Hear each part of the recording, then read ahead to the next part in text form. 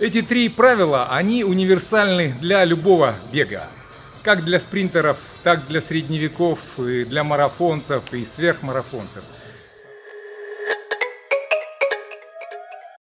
Привет всем, друзья!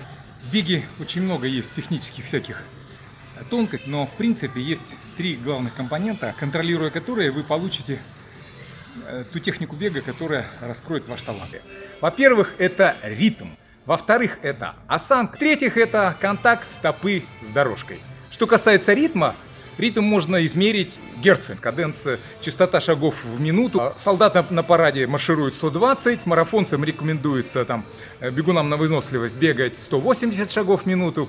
Ну а спринт начинается где-то с 4 шагов в секунду. Профессиональные спринтеры бегут и 5 шагов в секунду и быстрее. Но просто сказать цифры, говоря о ритме бега, это недостаточно. Чтобы понять, что такое ритм, гораздо важнее иметь чувство этого самого ритма. Вот, например, когда я начал сам заниматься спринтерским бегом и впервые на тренировке получил классическое упражнение для спринтеров, дистанцию, скажем, 120 разбивают на 3 по 40, и нужно бежать средний участок, допустим, включиться, увеличенной частотой бежать, или там начинать с частоты, потом бежать накатом и в конце включаться. Я просто не понимал, что происходит. Я не понимал, в чем разница, где вот это чаще, где реже. Прошло много времени, прежде чем я научился чувствовать, что я включаюсь, что у меня увеличивается частота. До сих пор, на самом деле, с этим проблемы.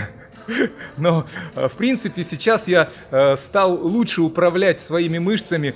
Наверное, вот эта координация, межмышечная координация, она все-таки улучшилась. И чувство ритма, оно, что ли, стало лучше проявляться.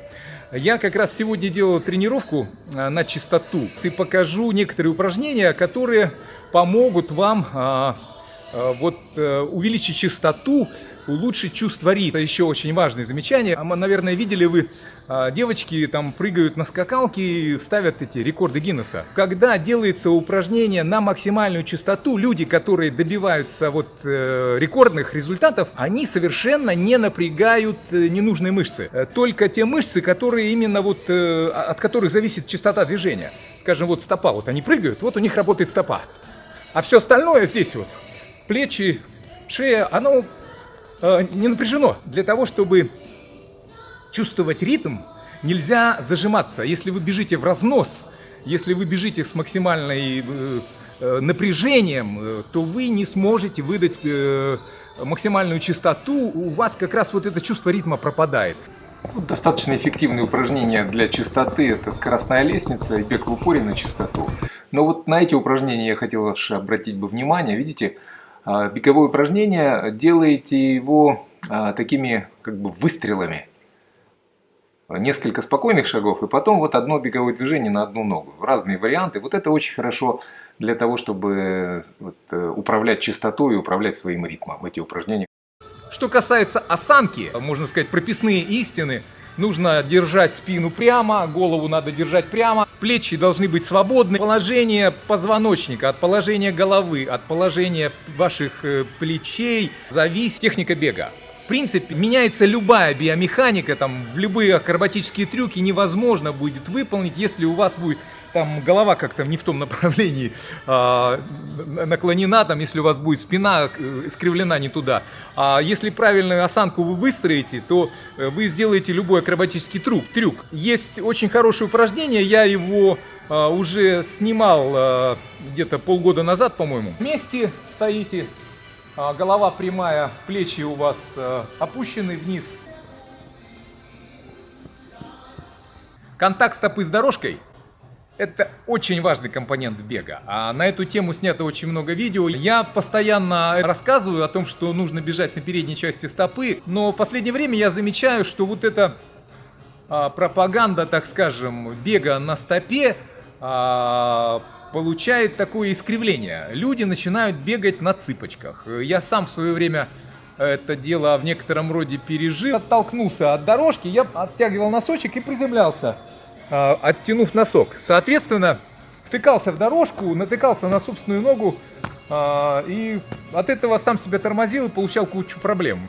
Так вот, я обратил внимание, что и люди, которые бегают вообще очень медленно, там, не знаю, по 7 минут на километр. Вот люди трусой бегут по улице. Я как-то вечером ехал по улице по своей и смотрю, в фарах какой-то странные, значит, огоньки. Знаете, когда вот светоотражатели, вот на велосипедах такие вот странные рисунки рисуют, вот эти вот блики, эти светоотражатели. А у человека были светоотражательные сзади на кроссовках, на пятках. И в свете фар они вот так вот подпрыгивали. Очень большие вертикальные были колебания. Я как-то понял, что что-то странное как-то происходит. А когда я поравнялся, обогнал бегуна, я увидел, что девушка бежит на носочках. У нее бег был, ну, пешеходы с такой скоростью ходят, а она бежала вот на носочках. И бег выглядел довольно-таки странно и нелепо, но это совершенно не нужно. Если вы бежите с такой маленькой скоростью, не надо бежать на носочках. Да, можете приземляться как бы на переднюю часть стопы, ну, практически на всю стопу. Оттягивайте пятку вперед, в смысле выносите пятку вперед после того, как оттолкнулись, опускайтесь на переднюю часть стопы, но не надо носочек оттягивать. На носочках бежит спринтер первые 4-5 шагов. Вот действительно, да, если вы посмотрите замедленный бег, когда спринтер с колодок стартует, первые 4-5 шагов он должен оттолкнуть дорожку. Шипы, для этого он бежит в наклоне, и для этого у него он бежит вот как раз на носочках практически. Но это только 4-5 шагов первые. Когда он выравнивается уже там, после там, 10-15 метров вертикальный бег начинается, спринтер тоже не бежит на носочках. Он выносит пятку вперед и отталкивается всей передней частью стопы. Вот вся передняя часть, где у него шипы, вот этой всей стопой он и отталкивается. Не надо бежать на носочках, друзья.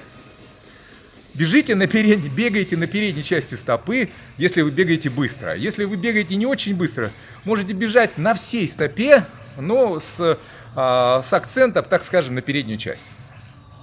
А специально бежать на носочках не нужно. Вот, собственно, и все, что я хотел сегодня рассказать о 3 главных секретах техничного бега. Спасибо всем за внимание, желаю всем успехов на тренировках и соревнованиях. Всем пока!